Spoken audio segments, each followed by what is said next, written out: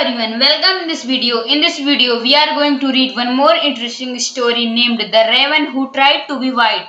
So without wasting more time, let's start the video. The Raven, देखिए, The Raven Who Tried to Be White. Raven मतलब होता है कौवा। तो कौवा दो टाइप के होते हैं, पहले आप उनमें डिफरेंस जान लीजिए। देखिए, कौवे बड़े होते हैं, उनकी पूंछ पच्चर के आकार की होती है, गले के पंख झबरा होते हैं और वे गहरी कर्कश आवाज निकालते हैं। जबकि कौवे छोटे होते हैं, उनकी पूंछ पंखे के आकार की होती है, गले के पंख चिकने होते हैं और वे ऊंची आवाज में कांव कांव करते हैं। कौवे प्रायः जंगली आवासों में पाए जाते हैं तथा जोड़े में यात्रा करते हैं, जबकि कौवे अधिक सामाजिक होते हैं, बड़े समूहों में रहते हैं तथा शहरी और उपनगरीय क्षेत्रों में आम है। तो देखिए, यहाँ पे क्रो और रेवन दोनों का मतलब होता है कौवा।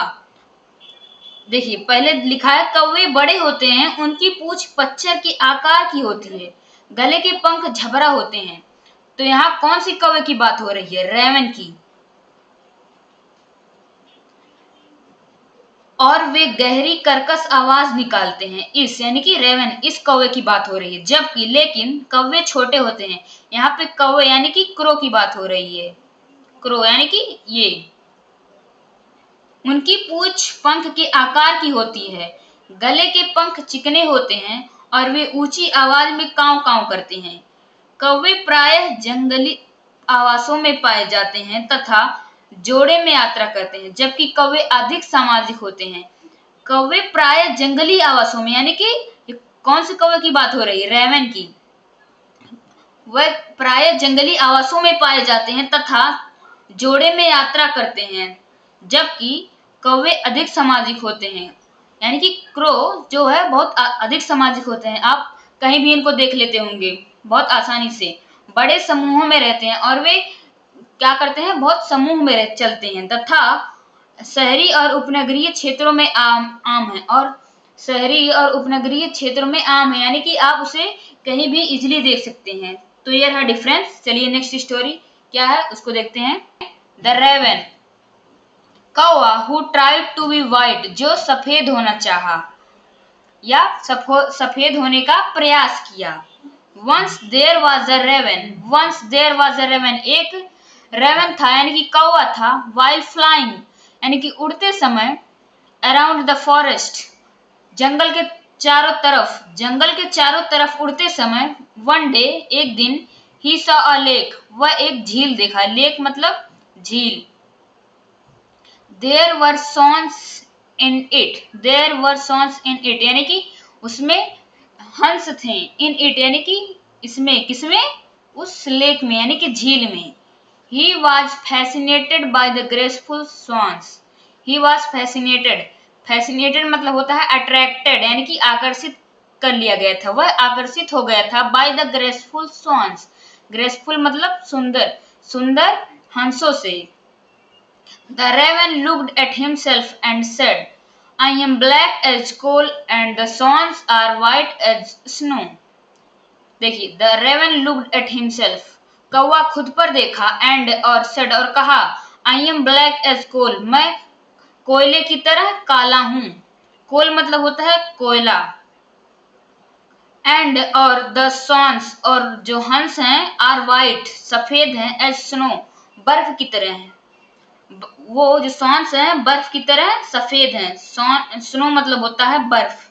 May be I can become like them if I live in the lake instead of trees. देखिए, मे बी हो सकता है, आई कैन बिकम मैं बन जाऊं, लाइक देम उनकी तरह, if I live in the lake यदि मैं झील में रहूं, इंस्टेड ऑफ ट्रीज पेड़ों के बदले।